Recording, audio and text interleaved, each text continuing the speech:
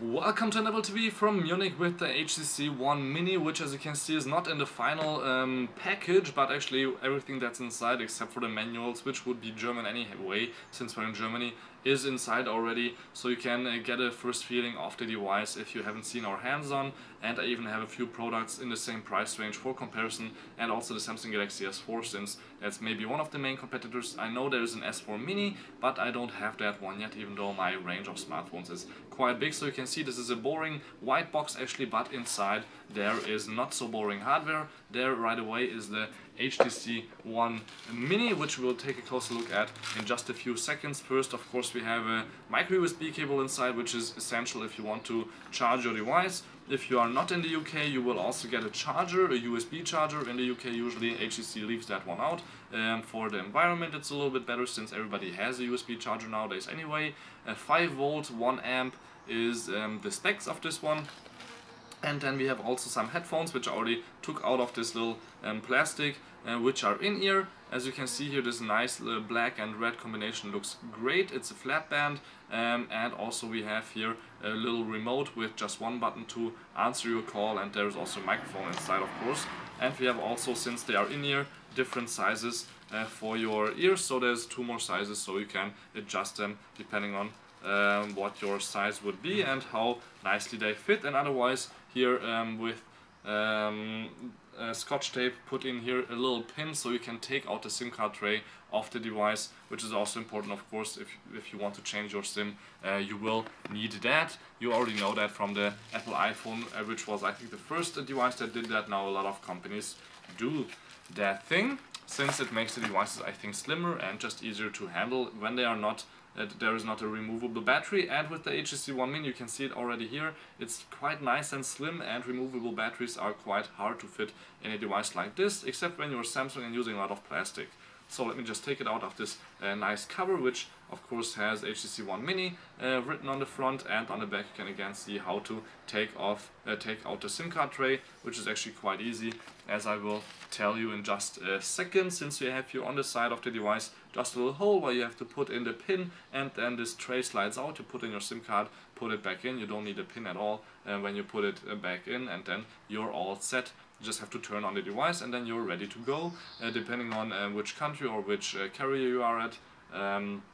You need a pin or you don't need a pin, you will see as it works on any other device. That's how you have to use it with this one also. So you can see from the front it looks like the regular HTC One. I don't have it right now here, but we have a comparison or hands-on video actually with a comparison inside, and you can see we have still boom sound inside, we have still the HTC blink feed, and also the ultra pixel camera here in the back, which now doesn't have the optical image stabilization, which means it still stabilizes the picture, but not so good since it doesn't move optically with your hand. When you're shaking, it's just helping you digitally. But the processor is fast enough, so you won't can't really tell the difference, except for when you're shaking it really hard. Otherwise, we have here on top the headphone port, on and off switch. So as on the device before, the back looks also exactly the same, with the camera, a flash, another microphone right here on top. And on the bottom we have still, not in the middle, the micro USB port and the microphone for taking the calls. It's also quite nicely located. We have the back button, home button, and the HTC logo is still not a button, camera, and of course some light sensors. Now as you see on the sides, it's made out of white plastic. That's because the device is smaller, and otherwise they couldn't have done the same design on the device. That's what HTC told me. It makes it feel a little bit cheaper, not much. 449 euros is the price that you pay in Germany for this device, and there's also another place where you can tell that this is not the regular one.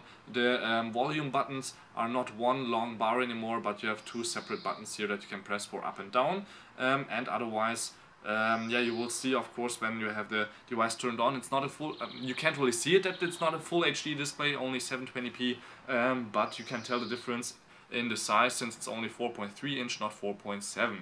4.7 would be a little bit bigger. I will show you actually on the Samsung Galaxy S4, which has the same size as the HTC One. This is a little bit smaller now, but you can see still a screen big enough. You can do anything on it. You can start taking pictures, for example. There's no dedicated camera button, but you can just press here the camera button on the bottom. You can still shoot Zoe's 3-second short videos, which you can put together in a collage, for example, if you're on vacation. And we can of course also here flip to the front camera, which also looks quite good. It's actually the same as in the first one, quite fast, still HD, and I can actually show you that even the display is quite nice and bright. Looking from up and down, bottom, and from everywhere you can see the display quite good. There's no color changes at all.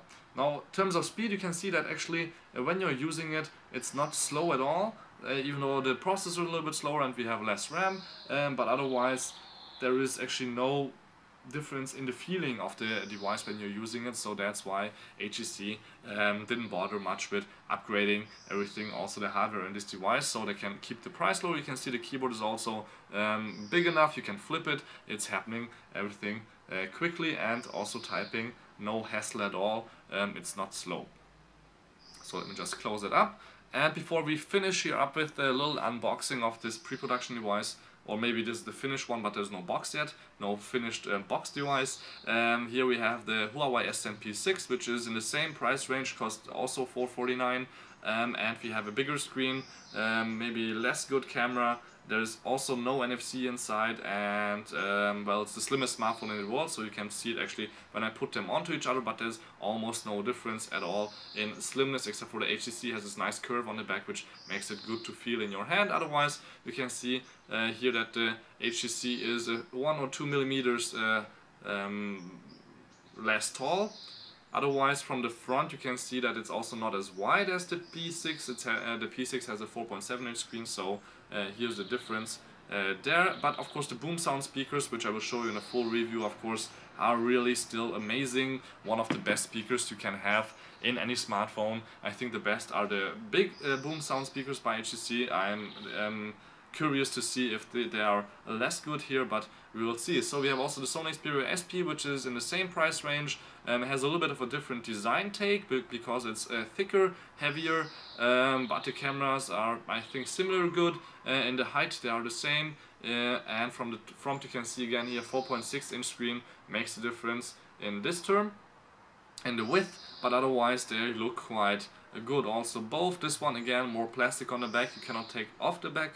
Actually, you can take off the back cover, but you have metal around the edges, so it's the complete opposite of this one. We have plastic around the edges, and otherwise it's metal. What we also have here is the Samsung Galaxy S4. Let me just put them onto each other. You will see that again here, not much of a difference actually in height, but in width we have here quite a big difference between 5-inch and 4.3-inch. But this again plastic, light, cheaper feeling. This feels more like a premium device, even though the plastic coating around the edges is not helping much. The first HTC One, or the regular HTC One, feels a little bit better there, but otherwise this One Mini still a pretty beautiful device. Maybe I would wait till it drops to 300 bucks, around that, but I think that could happen quite fast without a contract. So thank you much for watching. My name is Balazs Gal. This was the short unboxing of this beautiful HTC One Mini, which will come out soon in August and in September with the black one. Till next time, please send it again, and don't forget to subscribe.